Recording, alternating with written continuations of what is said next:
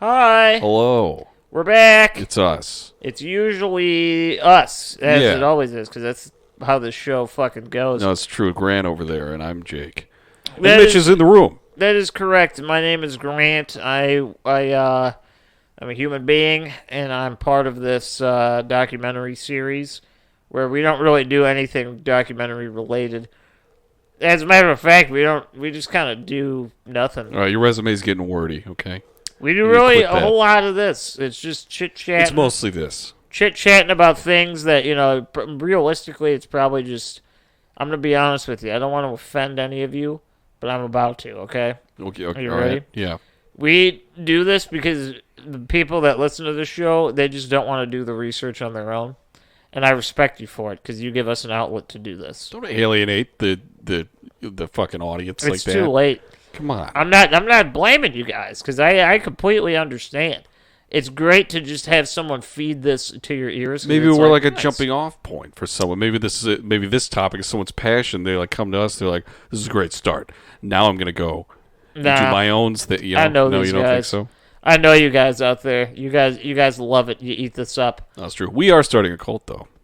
It's true. And you're all part of it, so there you go. So do what you love to do, right? Just sit back. I don't know if you're driving or if you're eating or watching TV and this is on in the background, or I don't know what the hell you do exactly. Or maybe you just came from the casino like us. Grant won so much fucking money today.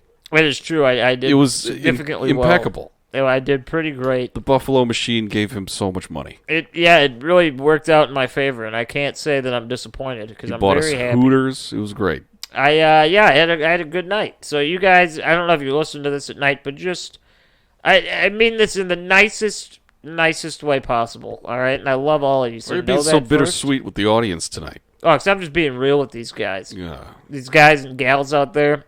There's being, what is it? It's like there's being true, like real, and there's being nice, or something. It's Principal Skinner. Yeah. Was it? There's telling the truth. There's being nice. Yeah, I'm being rude, and I'm being honest with you. But you guys, I know you need to hear this, and you want to hear it. This is peak American physique, earlobe style. It's just like, you know what? Let somebody else tell me about this, and that's why we love you guys. If you could see us too, you'd probably agree that. Visually, it's the same. Oh, absolutely. I'm in a chair all the time, and I clearly it shows. And I'm in a chair a lot of the time by choice. It shows. So just get ready to enjoy. We're going into the world of aliens again today. Yeah, we are. Supposed aliens, perhaps. Yeah, we're going across the pond there. Yeah, it's a weird one. I would say maybe about 5 to 10 years ago, it was one of those like little known stories, but it's gotten a lot of attention lately. I think just because the internet, because of podcasts like this, pretty much like it's very expanded upon now, and we're gonna give you our version of it. A little rendition. It's definitely gonna be a two-parter. We're gonna roll the dice for you guys and tell you about some fucking trees and some. Maybe extraterrestrial stuff. We don't know. We'll see. Yeah, we'll get to the two interacting, trees and all this stuff. We're talking about Rendlesham Forest, the incident specifically that happened there. And why? So the Rendlesham Forest incident, it was a series of UFO sightings in 1980 near the Royal Air Force Woodbridge Station in Suffolk, England. What do you know about that? Nothing. I know. So, not yet. About to tell you. These sightings are some of the most well-documented extraterrestrial encounters ever recorded, and because of this, some have dubbed the area the Roswell of the UK. Isn't that fun? That's just a cop-out. What do you mean? It's cheese. You can't have a Roswell somewhere else. It's American cheese, specifically. I refuse to believe that. You can't... It's like if there's like a sea monster here or like a lake monster, it's like... It's the Loch Ness Monster of the West. It's like, no, it's something completely different. No, they get their own names. Yeah, like, make it... How about be original, huh? How about fucking do that? Hey, man, people are just being flowery. All right? Stupid. Roswell of the UK, they say Rendlesham Forest is. Fucking stupid people over there. You're all morons. Every one of you. These events took place over 2 days in December of 1980. Had dozens of witnesses, and 2 men even claimed to have made contact Isn't that fun? So let's get started Ooh, from I the like beginning. that. I like contacts. Contacts. They're way better than glasses. Agreed. So I hear. I would have to agree. I'm a contact man myself. Yeah, With touching your aliens eyes. and the eyes, I have no difference. I like them both. I don't think anyone should touch their eyes, but I understand some people need to. Yeah, I agree with that. The eyeballs are not meant to be touched. Don't do that if you don't need to. This area of Suffolk, before the events we're about to discuss, was actually known as the birthplace of the concept of radar. And it was discovered on accident while attempting to develop a death ray in World War II. See, they couldn't even make the death ray right over there. Instead, it's just a bunch of beeping things on a screen. What did I tell you? I'm fighting with these Eastern people today. You're all right? super I'm fighting combative them. with the Europeans today. I'm coming after you, Europeans. You guys are great too, but I'm doesn't mean I'm not going to fight you. Is it the news? Is the news getting to you? No, if anything, they're cool. You know, they're fine. News-wise, they're cool. I just, for some reason, you guys piss me off because it's like we got Roswell here. Right? We don't have a lot in America. We don't need another. We have so much. People so don't. much stuff here. We do, but it's all bad shit. You know, it's like The Grand Canyon's a big old hole. exactly pretty what the good. fuck is the Grand Canyon? It's the big old hole. dumbest thing ever. You seen it? You know what? No, I haven't. Oh, it's but huge. The idea of it is so stupid. It's like, you know what's great about this country? There's a giant fucking hole in it. You couldn't sell a house using that mechanic. It's a very try-hard river, the Colorado. It's like, can you imagine, like, think you're in, like, real estate, right? And you're like, guys, I got something that's going to blow you away. Come into the basement. Look at this giant fucking hole in the basement. You guys are going to love this. That'd be pretty cool. You guys are going to bring a tear to your eye and how I thought I was amazing. going to show you something later, but I guess not now. No. It's not a selling point for me. You guys got all the cool historical shit. We finally get some cool UFO shit. We got Roswell. We kind of like, they built that whole area around that event. It's like, this is what we got. You really glommed onto this Roswell of the UK thing. Yeah, and they're like, you know what? We got ours. You couldn't even make a fucking death ray, okay? But they made radar. It's used so much. Yet it kills mammals in the water, okay? It damages sea life. All right, well. You guys are monsters, is what you are. You created a fucking SeaWorld holocaust. Yeah. Well, they accidentally discovered radar there. Testament to how much military work was taking place in this area thereafter lies in the fact that there were not one but two military bases there. Okay. Okay, Bentwater and Woodbridge. So these two Dumb bases, names. they're good names. I'm guys. hypercritical of you people today. You I'm really sorry. are. These two bases were separated by Rendlesham Forest itself, okay, by only a few hundred yards. So really close. I don't know why they didn't just make it one thing. Yeah, no, You know? I will say this. I'll give props where props are due. I don't know what it means or what it is, but the word Rendlesham is just cool. It So- just rolls off the tongue. I will 100% give props for that, but be ready for more European attacks. You know what, Grant? from my Here's something front. you're going to love because, interestingly enough, both of these bases belong to the U.S. military. I hate the How do you U.S. feel? military. Oh, my God. All right. Well, I'm in a combative mood. Everybody's getting it tonight. yeah. Well, historically, this tended to agitate the British soldiers that they worked alongside. All right. Understandably, I Yeah. can imagine. But to be posted at one of these bases to, the U.S. personnel, it was not a sought-after gig. The bases, and particularly the force around them, had a spooky and depressing reputation among the American soldiers. Oh, They didn't okay. like it there. No one liked it there. But the U.S. having presence there was strategically imperative to the Cold War, so everyone thought. Had the Soviets launched some sort of attack, the U.S. troops at Bentwater and Woodbridge would be armed to the teeth and ready to intervene at a moment's notice. Not only that, but it's speculated that either one of these two bases, possibly both, housed nuclear weaponry belonging to the U.S., placed there just in case things got dicey in the old European theater. Yeah, that sounds like the United States. It's like, let's go to this place. Let's just bury some nuclear arms there. Everyone's like kind of cool and fine. Like they went through some shit, not too long ago historically. Everybody seems chill for now. Let's put some nukes over there just in case. Let's shake it up a little bit. Yeah. I think you're the nuke of this podcast today. Everybody's You're getting secret it today. and you're just coming out in little waves, little radiation waves, and making everything agitated. You're all getting it tonight, all right? I hope you like it. Everyone, no one's safe. I started with the fans. I went to Europe. Let's see where Grant's else. feeling like $1 million. He just won a lot of money at the casino. I'm taking you all down, all right? Everybody needs to get knocked down a peg tonight. Yeah, Grant's got fuck you money. All right, so here's just a little side note about UFO sightings in general, okay, that I feel should be mentioned here before we get into it. Okay. It's speculated by people in the field that a drastic uptick of UFO sightings began soon after the dropping of the atomic bomb. Am I right in saying that? Yes, you are very correct. All right. Historically speaking, obviously that leads to theories such as, they've been monitoring us. Perhaps that was some technology that they thought was either extremely advanced for us or something that they're like... Oh, yeah, we'll get into that. They're worried about humankind having this capability. But yeah, after the 1940s, the sightings of UFOs in general and just the overall feeling about UFOs really increased in the public atmosphere. Oh, they were everywhere. Some believe that the discovery of the scientific knowledge required to split the atom and harness its power for use, put the human race on a sort of like cosmic map, so to speak.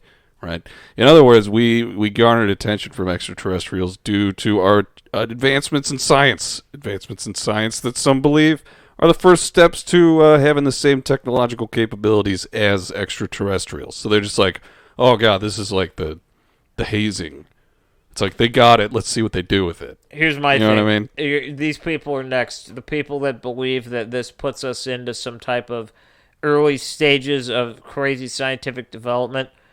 You're getting it next, so buckle in. It's coming for you right now. You guys are fucking morons, okay? I understand. We split the atom. We were doing some crazy shit like that. That is insane scientifically. But if we are to believe that UFOs exist and extraterrestrial life is able to monitor us based on what our scientific feats are, I'm pretty certain that we are very far off from any form of crazy advancement. Probably why they haven't made a diplomatic approach to us yet, right? Except for Eisenhower, but that's a whole different episode. Look at the car. that thing doesn't even get off the ground. Okay, no, it stays there. We split some atoms, but we can't figure out how to get people floating and shit. Okay, well, we'll get it.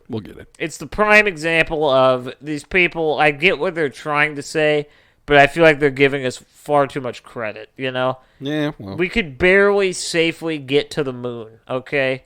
We did it once, though. We can get there, but it takes almost everything we have to get there. Yeah. And these fucking alien people are just zip-zapping through, the atmosphere, going underwater and shit, and they're like, wow. They're just in different locations, like they're changing the channel on a TV. Yeah, so they're clearly miles ahead of us. Yeah. We are still in the picking our nose phase, and they're in the I'm done with that. I'm ready to settle down and retire phase. Well, given the supposed interest in nuclear advancements that aliens had with the human race, wouldn't it kind of make sense that these bases said to house large quantities of nuclear firepower would be closely observed by the otherworldly visitors? Wouldn't you say? I think it's a reasonably fair assessment. Not to mention the accidental invention of radar there. A lot of it's bursting at the seams with scientific discovery. Yeah, they're life forms to drop in for a visit. They're rapidly creating over there. They are the influencers of their generation, okay? They are modeling the world. TikTok influencers. However they want it is what's happening. And I understand that at least. Certainly... If some advanced race of beings were to watch, they'd probably be watching where the action happens, Yeah. A lot of nuclear stuff. They're definitely not going to, Missouri. I'm sorry to tell you, but they're not just hanging out there. They might pass through. I was an alien. I would watch, like Dave and Buster's. I would probably see what happens there. You get all kinds there. I certainly wouldn't go to the Grand Canyon. I'll tell you that. That's a waste of fucking time. Honestly, I'd probably go to a nuclear reactor and just hang out outside and just smell what I'm smelling and see what I'm seeing.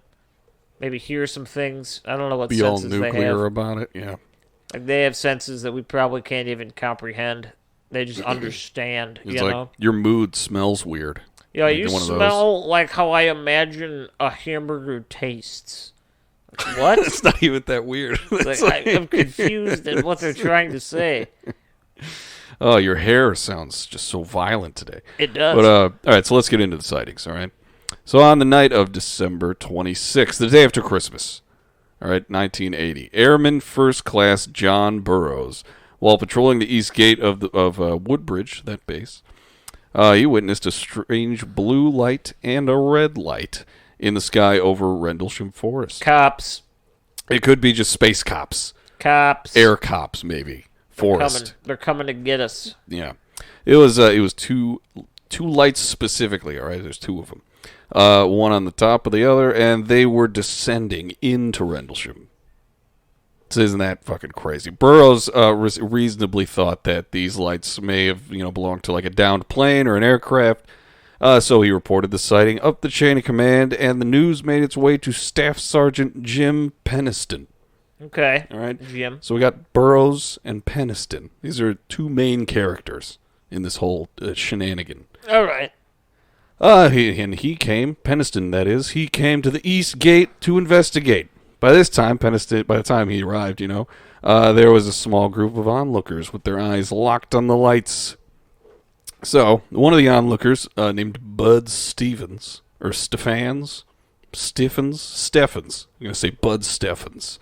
He made the observation that it didn't look like whatever the lights were had crashed. Rather, it looked like they had gracefully landed. Oh. So it's just the peanut gallery, just saying things. Let's see, where else? At the same time that Peniston arrived at the east gate, the small group was gathered of soldiers in the base. They were observing the radar system at the same time, and they were asking around to other bases and airports in the area. They're just like, "Did you pick up anything on radar? That thing we invented? Our baby?" And lo and behold, 15 minutes previous to the light's appearances, an unidentified form was picked up on radar before disappearing just as it had reached Woodbridge. I have one comment to make here. Yeah. I'm obviously being a skeptic for the sake of just being a dick, but that's just what my job is here today. No, I've kind of gathered that today. First off, we're in the early stages of radar technology, so pretty much everything is unidentified at this point, unless it's something that they physically had tested before. This is just a little dot. And as well, this is my other comment. If we are to follow the idea that these are extraterrestrial beings, possibly some type of flying saucer-like machine flying and landing in the forest, pretty sure they have like radar cloaking ability, Unless, maybe that's why it disappeared right when it went over Woodbridge, because it just flipped it on. There was a switch in there, and some alien finger switched it. I will see. I'm thinking no. That's just me personally. I'm thinking that's ridiculous. I'm thinking you're being a bit of a crazy person, but I will say. You think aliens have fingers? Ridiculous. I stick to my original theory of pretty much fucking anything that flies is unidentified by radar at this point in time. Who knows, man? Like what? They're like, oh, well, they haven't had time to sit around and test it. Even if they did, they're testing things that they have. So maybe it's some shit from, another country. I don't know. See, this is what they want to know. This is what they're trying to figure out. No one knows anything at this point. All right? It's just a dot, and it disappeared right when it got there. Granted. Now everyone sees it, and they're just like, oh, what the fuck is that? So upon learning this, all right, Peniston, Burroughs, and a third man named Master Sergeant Chandler made their way into the forest to investigate. Okay? Before they could do this, however, they were required by law to inform British authorities that they were going to venture off base to investigate. Because, it's like U.S. people going into a different country, technically, even though they're just going outside of their house. So they let them know. They called the local police, of all people, rather than maybe like the British military or something. No, it was just the local police, just to let them know that the men had made their way into the forest. And you may be asking yourself, like, why so few guys? Why is it just 3 of these people on a whole military base? Well, it was the day after Christmas, okay? Grant, do you understand that? No. The day after Christmas. A lot of men were stationed. A lot of the men stationed on the base had not yet returned from their holiday leave. Pussies. There's not a lot of people here. Pussies. They won't come back. All for what? Santa, huh? The guy who's not fucking real. They want to be foobar by Rendlesham. Fucking idiots, man. You're just lazy. Maybe. So I return to their holiday leave. Woodbridge was basically operating at half capacity, okay? So it's these three dudes, so they went out there, they're investigating, they're telling the police. So, these three guys are making their way into the woods to investigate the lights, but on their way in, all of their radios began malfunctioning. They had 4 radios. All of them were fucked. Okay? Just like that Drake and Josh episode. Which one? The one where they faked the alien invasion. Remember that one? Oh, shit. I completely forgot about that one. It happened. That's a real thing. One of the rare shots of in their yard in that show. That is a real thing. It's real. It's a legitimate episode. You can't convince me it's not. I saw it with my own eyes. I saw it on radar. So Chandler was then sent back to relay the information that there was no radio communication, leaving Burroughs and Peniston to go in to investigate alone. Okay? Both of these two people were alone. This is where shit gets wild. All right? As the two men continued through the dark, first towards the light, they claimed that as they grew closer, the air seemed to change a bit. It's sort of electricity. Right? They got electricity boners? Electricity in the air maybe was surrounding their penis. It was like a palpable static all around them, causing the hairs everywhere to stand up on end. It sounds like they were excited. There was just shag carpets on the floor. You guys ever been inside during winter? Because that shit happens to me all the time. You get electric? Yeah, just like anything you touch. It really freaks out my dog because he does not understand what's happening. He thinks you're just using powers to zap him. And I can't really explain it to him, but he'll like run over to me and I'll touch him and he'll give like a little shudder. It's like, God, what is that, radar? And I'm like, I'm so sorry to do this to you, buddy. And he doesn't like it. But it only happens like, once. Then, you give it another walk around or something and you're like, it's back. Oh, yeah. So I'm thinking this is a shag carpet situation. Maybe out here in the forest. Yeah, the air was palpable, it was static. And all their hair was standing up. And not only that, but they claimed that to walk began feeling like they were trudging through waist-deep water. So they're drunk? They might be drunk. That sounds like they were drunk. They might be drunk. I don't think they were, though. That was not mentioned. There's another part of this story where it's very... it makes very... a standing out point that everyone was not drunk.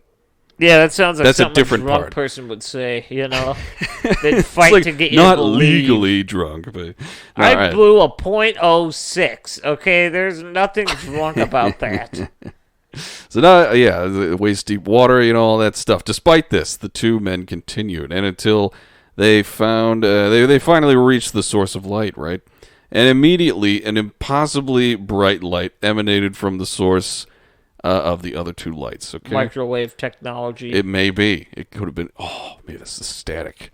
It was so bright that despite the silence, Burroughs and Peniston instinctively hit the ground as if reacting to like an explosion. So they're just like, that has to be what this is. But it was just completely silent. Anyway, once they realized that this light was just that. It was just a light. They both stood up and again continued approaching. And as their eyes adjusted, according to Peniston, they were standing before a 9-foot by 9-foot triangular craft with a sort of dorsal fin on the top like a mohawk, resting on 3 legs that acted as sort of landing gear. Okay. All right. Now we're cooking a little bit. Sort of a decent-sized craft there. We're cooking. We're definitely getting somewhere. We're getting somewhere. So the surface was akin to like a lava lamp, right? In that the light emanating from it was produced by like coursing and changing slime like red and blue, yellow substances. Okay. Isn't that crazy? Just like a trippy 70s thing. I can get down on that. But it's the 80s. What's up with that? So Peniston, though just as bewildered as Burroughs there, he chose to venture closer. And when in the area directly surrounding the craft, Peniston claims that all noise in the world around him went completely silent, and the electricity in the air intensified. Ooh. He's in the bubble. He's in the craft bubble.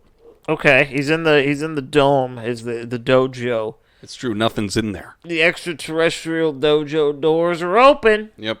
He then turned to talk to Burroughs, who was like a couple feet behind him, like 10 feet or something like that. But Burroughs was unresponsive to Peniston's words and actions. It's like he wasn't even saying anything, you know? It was as if in entering the sort of atmosphere of the surrounding the craft, he had exited reality in a way. You know, or like time and space and all that shit. He was unable to interact with Burroughs at all. He was just standing there. Maybe Burroughs was just playing the silent game. It's a weird time to do like the silent treatment. But the moving light that seemed to be inside of the craft then began to slow down and dim until the craft became like completely black. It was just basically a lava lamp that was turned off. All right. Peniston believed with every inch of his being that he was about to die. He's like, this has got to be some sort of weapon, like some foreign weapon. I don't even know what the fuck this is, but I'm going to die. I know it. So what does he do? He figures, I'm going to die. I may as well leave something behind that's useful. All right, so he takes out a small notebook that he like always carries around with him. And he takes it out of his pocket. He begins taking notes while still getting closer to the thing. Okay. Isn't that crazy? Goddamn maniac. It's because of this decision that we have such detailed descriptions of this thing. I wouldn't be saying any of this had it not been for the notebook. Grant. Okay. Do you understand the importance of notebooks? No, they're pretty fucking lame. You're a piece of shit. You're an utter piece of shit. I always have one of those. You can't win, dude. You can't win. Yeah, It's fight night. Yeah. It's fight night. Yeah, I guess so. Well, he hoped the shape of the Mitch is right. I have been watching UFC, and they just want me. They're making me angry and just want to fight. Yeah. I'm coming for everybody, especially you notebook carrying pansies. I'm gonna shove this notebook up your fucking ass and reach down your throat and grab it. See, here's the thing, though. You don't understand. I like that. Good. That's a bonus for me. Good. You're falling right into my trap, man. Falling right into it. He noted the shape of the craft, the lights, and even finer details. Upon getting closer, Peniston, he noticed that there were symbols along the side of it that looked like somewhat like bastardization versions of Egyptian hieroglyphics. Right? So they weren't, but they looked like it, which he roughly sketched on his notebook. Right? Have you looked these up? Have you seen these, Grant? No, I've seen I've read descriptions of them, but I haven't actually seen them. Yeah. Maybe you should get a notebook so you can put them in there. Nah, not Maybe a fan. always remember them. Not a fan. Write down whatever you want anytime. So he reached out and actually touched the thing. All right. He said the surface was smooth like glass, and but the symbols, they were rough like cement. All right. So different textures he's noting. He also noted that when he touched the symbol, the white light on the top of the craft that had shined so brightly before, it did it again, and it temporarily blinded him. But when he took his hand away, the light dimmed and disappeared again. So basically, just don't touch these fucking symbols, Peniston. It's like when you open a car and the lights just auto turn on. Yeah. That's kind of the vibe I'm Gives getting. away your location. So Peniston, he then just stood there for a while. Just taking notes and sketching until the craft began to hover suddenly. All right, it's just starting to hover. No sound coming out of this thing, just utterly silent. It then slowly rose up until it was above the tree line, at which time it flew away at a speed incomprehensible to him. And so 8 miles an hour. Yeah, he can't even run that fast. Faster than that man has ever moved in his life. Yeah. All again without making a sound. This thing is completely silent. Just like that. So he can't forget. We can't forget about Burroughs here, okay? Burroughs had a very different account of what went down.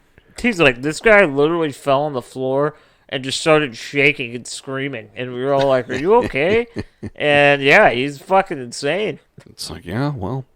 After the initial flash of the light that sent the men to the ground in fear, Burroughs recalls getting up, only to be faced with a red spherical object. Spherical! Completely different. Not a triangle at all. But, so not only that, but Burroughs claims that his experience lasted only for a few seconds, as opposed to Peniston's multiple minutes. All right? Multiple minutes, said Peniston. Contradictions. Oh, it's ridiculous. So regardless of these two differing accounts with Burroughs and Peniston, they do claim to witness the same thing in the end. So they witnessed lights flying around in the sky above them afterwards before disappearing roughly a minute later. That was the same in both their story. Mm-hmm. They also said that 3 deep indentations were left in the frozen December ground where whatever it was that they saw had just been. Ooh. So you got some deep indentations. Okay. It just goes to show this thing is very heavy. Yes. Extremely heavy, maybe hot. Large and in charge, okay? Yeah. Branches were also broken off the trees at the tops. Top to bottom. It was just broken branches everywhere on these trees, where the craft descended and ascended. All right, so that's also the same when both of them tell it. So regardless of these two men seeing different things, what was left behind substantiated that something crazy had indeed just happened. Okay. All right, so there's something in Rendlesham, something in the woods. And the nail in the coffin, so to speak, occurred when they returned to Chandler and the driver of the Jeep that they'd used to get out there. Burroughs and Peniston were gone for roughly 10 minutes, right? It took 10 minutes. All right. Okay? 10. Both men felt that way, all right? The amount of time had passed, it was 10. Their wristwatches reflected it. But upon returning to Chandler and the Jeep, they were informed that they were gone for like 45 minutes. Okay. A little bit of time lost there. All right. Lost time, it's gone. Okay. You're never going to get it back. So, when the men returned to the base and were debriefed that night, they found that they weren't the only ones that saw some crazy shit in the sky that night. All right. It just so happened that on that same night, a Russian satellite was re-entering the atmosphere and could be seen breaking up upon re-entry. Okay. Interesting. And also, in the sky that night, there was a meteor shower happening. There's a lot of stuff going on in the sky here. All right, so we got two skeptical strikes against these guys right now. Yeah. Doesn't obviously equate for the loss of time and the things that they saw, but we got two outsider things that could affect the visuals. It could cast doubt, but also it's the perfect night for a UFO to be traipsing around the skies. It's almost too perfect. It's excellent cover for alternate possible assumptions. But these things fail to account for the mysterious radar detection and the lights in the forest, and certainly the accounts of Burroughs and Peniston, like you said. Mm-hmm. All right, so this is the first encounter. What do you think about that? Have you ever done this exactly? No, I am not. I'm interested because this is a cool story. It's a little different. It reminds me of that one, sort of like the one, what was that in Wales, the school teacher, where him and his whole class saw like a UFO land in like the courtyard. That sounds cool. That's a story for a different day, but it sort of reminds me of that because it's very visual based. Okay, it's not really about like something physical. In this sense, it is because there's a ship, but it's not like they saw an alien or they like saw this shit going around. They're like, "What the fuck?" It's very like, I don't know what it was. It's literally just like, it's weird. There's lights out there. Let's go see. And then this happens. You're transcended through time and space, and you lose 45 minutes. Yeah, it's oddly mundane, but that almost makes it a little bit creepier because it's so seemingly. It seems like this could happen to almost anybody.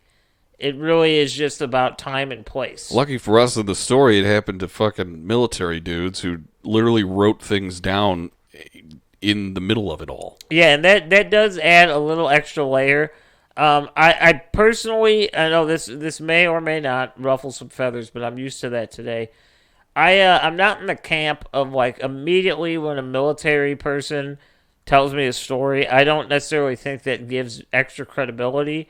They're just people, But the fact that this happened where it did and to the people it did, it in a way, it can add some credibility to the story because it's like, well, what do they have to personally gain from this information? Not fame, that's for sure. So it's weird. It kind of doesn't lead you to an answer. If anything, it creates more questions that go unanswered. Really, No, it's true. it's strange thus far. It's real weird. And there's multiple days of this shit. It's insane. So yeah, there's a bunch of shit going on in the sky. These guys have different stories, but also the same one. And they're all in the forest in England. They're U.S. people. They told the police. It's insane. So by the morning, the entire thing had kind of become like a joke throughout the entire base. Like dudes around were making like jokes left and right about Burroughs and Penniston running around the forest all night looking for UFOs, and they thought it was fucking hilarious. They thought it was it kind of is. It pretty much what I'm gathering from that very simple snippet of information is that they thought they were out sucking each other's dicks. That was probably like the first joke that was Yeah, made. it was like these are two homosexual individuals that are blowing each other, possibly finger in the butthole. They're in the woods doing these things. Yeah, I'm imagining these are the jokes that occurred. I think the specifics of the sodomy jokes are kind of stopped right when Colonel Charles Halt walked in for his morning duty, and I'm not talking poop. He walked in. He's like, "There was no homosexual butt fucking last night. I promise." No, you heard about the UFOs. He was like, all right, let's play this down, okay? Let's lay it down the ground. In the official report, he was like, for example, he was just like, you have to. He strongly suggested basically that they say unexplained lights rather than UFO, because he was like, let's not sensationalize this. Okay? Smart. That is smart. Right. I'll tell you that. You know, and likewise, higher ups in the base quickly took all the documents having anything to do with the event and classified them as secret. Not top secret, but secret. No one can know. Secret. We don't tell just anybody. Yeah. But we tell most, but not everybody. A lot of people know. An investigation was even carried out by the Air Force, but it led to next to nothing, given that there was no standard set for investigating UFO phenomenon in the military, so they say. I have a feeling that there is. But, whatever. No, you're wrong. Who knows, man? Wrong. You suck today. Wrong. Meanwhile, Wrong. all anyone on the base is talking about is these two men who went out to get a closer look at some lights, and they came back with this crazy story, right? Isn't that insane? Yeah, it's a little funny. Honestly, they're just like, you guys, I saw It's these. like, you mean those lights that looked like police, like sirens? Saw these cops. Turned out it was a UFO, and no, I did not have sex in the woods last night. No, it was just UFO all day, all night. It was just you and me. Endlessly. I mean, UFOs, you know? UF me? No, UFO. Yeah, okay. no, UFO, oh my god. That thing's huge. Dude, some people thought it was like some sort of prank. Which is kind of, that makes sense now I'm reading it out loud. But like everyone on the base was either like, that's kind of crazy, or they were just like, nah, it's fucking bullshit. It's some sort of joke you're telling. But after the word got around and more specifics of the story came, more and more men began like somewhat believing. They were just kind of like, that hesitant, like, no. Yeah, I want to go out in the woods with you. No. Yeah. Anyway. Don't tell my wife. Don't tell Cheryl. All right, so some went out to the location after they, started taking it a little more seriously. They went out to the location and took some photographs for the case file. And really, that was theoretically the end of a pretty crazy day. All right. Right? That is until that night. Okay, so basically the sun goes down, it all starts again. On December 27th of 1980, the UFOs returned. Okay? And we're getting near the end of this episode, but... there's so many more UFOs. This was a night that was supposed to be just like fun, relaxing time because there was like an awards dinner, and it was taking place in a bar that was located on the base called Woody's. You're gonna tell a lot of easy jokes here. You're gonna tell me that they weren't fucking in the woods? I don't buy it. This is a bar called Woody's. And what? Yeah. Woody's, I understand it means penis when it's hard. But I gotta go to the award show over at Woody's. You fellas want to join? Best Woody. I'm telling you. Goes to all of you. Get I'm naked. telling you right now, there was 100% some naked playing time in this scenario. Just some palling around. Just horsing around. Maybe not in the woods, but definitely in like the bathroom. Is there like a truck stop anywhere near this place? It's on a military base. There's just a bar in it. Maybe there's like a glory hole. There's some shit going down for sure, or going in, if you know what I mean. I have no idea what you mean by that. Packing in the poop. Oh, well, people were eating, they were drinking, they were partying. Maybe that's what you're talking about. Yeah, everything that goes under the umbrella of partying. Roofalin. It was a grand old time. Not the roofing part. You gotta slip that in there. Wow, that was literally. I roofied the roofie in. Yeah, wow. You're really good at that. Just slip it right into conversation. It was a grand old time, right? So that is until Lieutenant Bruce England came in. That's a bitchin' name. Bruce England, right? Doesn't sound like a movie star. Sounds like he should be in like Metallica or some shit, No, you're right, yeah. But he came into the bash looking a bit stunned and frightened. Okay, England was sober. This is the part where everyone's sober. England was sober, by the way. He was on duty and keeping watch at the gates of Woodbridge.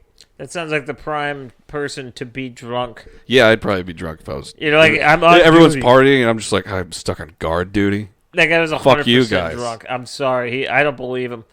It doesn't necessarily change my opinion of like the story, but that guy was he was sneaking some beer. That guy was definitely like a U.S. fucking military man in England drinking Canadian whiskey, I guarantee. Yeah, yeah. Well, England, he went up to Halt, right? Also sober, supposedly. He said Halt. Halt was also he was sober. I kept thinking Steve Holt. Oh yeah. When I was doing this, it's Halt here, but like Steve Holt, it sticks in your mind. Steve Holt. But yeah, Halt, he was sober and informed. So England informed Halt that the lights from the previous night, they're back. Okay, they're back. They're back. There's not like a radio. He had to go all the way to the bar to let them know that. I don't know. Maybe the radio that wasn't working the night before is still broken. He's like, man, we need new fucking batteries. This job sucks. So this is the part where I don't know if I believe that everyone was sober, but Halt then gathered a group of sober people at this party in a bar. Yeah. Meant to set up a bunch of mobile spotlight sorts of things called lidalls. So they're just like mobile spotlights. So when they were all set up, it was found that none of them would work. None of them turned on. And he was like, "Oh, they out of gas?" And they're just like, "Some of them, but the other ones are just fucked." And so none of them worked. After ordering the men to attempt to fix the lights, Halt and his makeshift team of definitely sober people made their way out to the original landing site from the night before. Okay, and the tools that they brought with them were a Geiger counter and Halt's trusty tape recorder that he took everywhere with him, much like a notebook. Grant?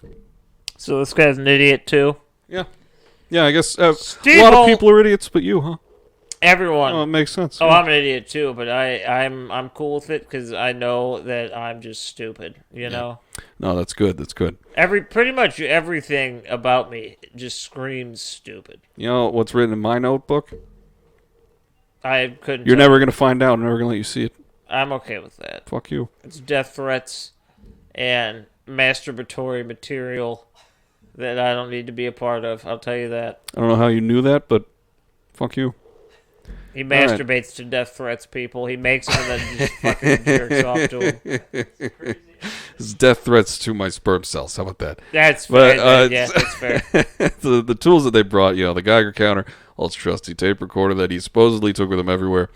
On this night alone, Halt apparently recorded 3 to 4 hours of audio notes. It was just a bunch of drunk fucking people singing karaoke. It might have been, because today only roughly 18 minutes of these recordings are open to the public. Yeah, so maybe the rest Journey. of it is just, they're singing Journey, they're singing that, like, bam, bam, ba song, Sweet Caroline, that they love in Boston. Yeah, okay, every bar in Boston.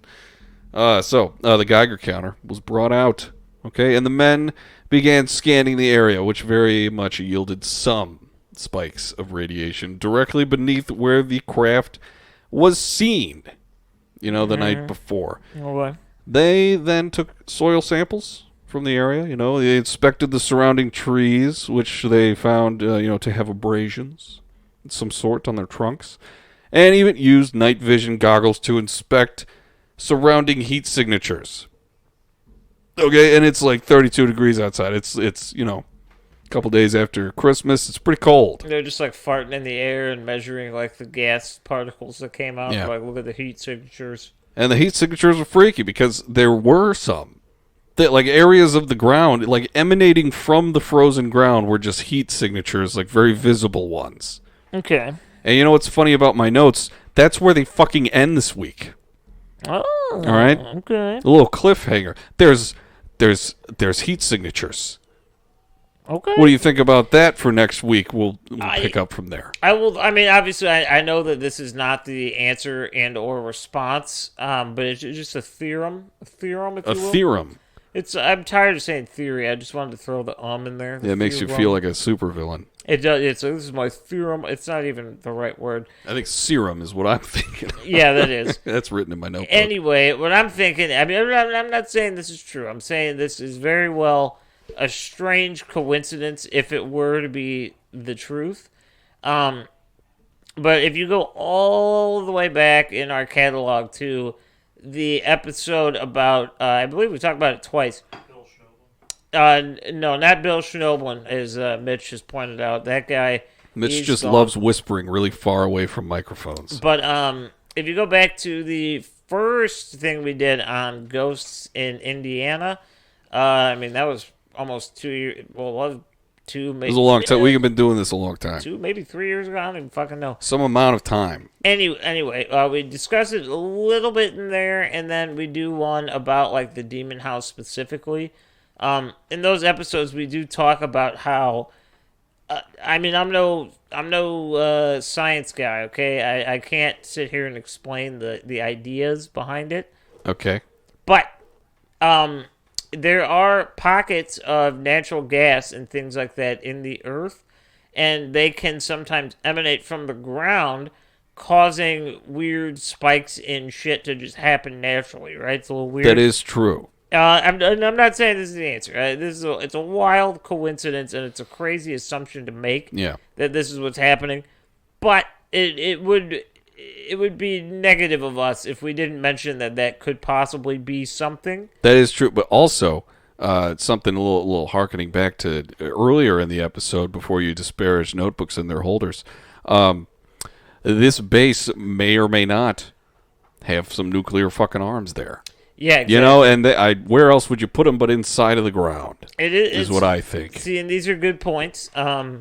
Again, I'm not saying that this takes away from the fact that it could possibly be something, but what doesn't make sense to me, again, as I've stated, I'm not a scientist, no expert here, but I don't understand how a possible UFO landing about 24 hours ago in this exact spot would be able to leave such significant heat signatures whathout some form of visible damage.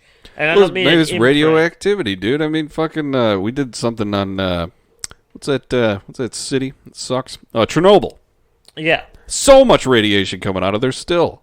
Yeah, that is true, but I'm saying, like, if it was from the ship, radiation aside, I feel like there would be physical evidence of something. Like, I don't mean like a small indent. Like, well, this could be like. I mean, these aren't small indents, dude. Deep a Grand Canyon depression. Okay? Like the landing gear sorts of things, like the 3 prongs on the bottom of it. They left like deep ass indentations in solid, like frozen solid ground. So here's my thing: why aren't we touching it? Why aren't we going up there and touching it? They took fucking soil samples. But if it's hot, I want to know why it's hot. Touch it. Why is it hot? Put a fucking hot pocket in there and see if it cooks. Eventually, everything cooks. I just want to know. I want to know something? the Is that something people plausibility say? of that. I think now this is personally. Obviously, we'll dive into that a little bit more in part 2. But yeah, I'll probably finish it up in part 2. But every time I say that, it goes into part 3. We'll see what happens. I think it's only fair to assume at this point that, to Grant, the most reasonable answer is probably the nuclear arms. We have Might be a nuclear arms thing. It's sort of like Iraq. We don't know that they're there, but we're pretty certain that they're there. But what's definitely there is oil. It's true. And we want that. But there's something fishy going on, and the heat signatures and the radiation are very intriguing because even if they aren't extraterrestrials, if they are, that's fucking insane. But if they're not, it doesn't really make it less interesting. It's still like, wait a minute, why is No, that how do you shit account there? for Peniston's fucking like he went into some sort of atmosphere of soundless decay or something? Like what the fuck was that? Called drugs. All the time was gone. Their watches, it changed. Homeboy was on acid. Ah, well, acid is pretty fun. He was macro dosing. Okay. You don't want to do that. That's some MK Ultra shit. That's He was trying to do some like insane Rendlesham MK Ultra. you know those droppers. You know, like one drop is like several hits. He just drank a lot of it. He took like a Dixie cup. I'll take the LSD. Like one? No, all of it. The one. No, yeah, it's capitalized, all of it. Everything you've got, give it to me. I'm going to take it all now and touch this fucking pine cone. And I'm going to tell you that it's a spaceship. Yeah, dude, if you took that much acid and had a pine cone, you'd have a great old life.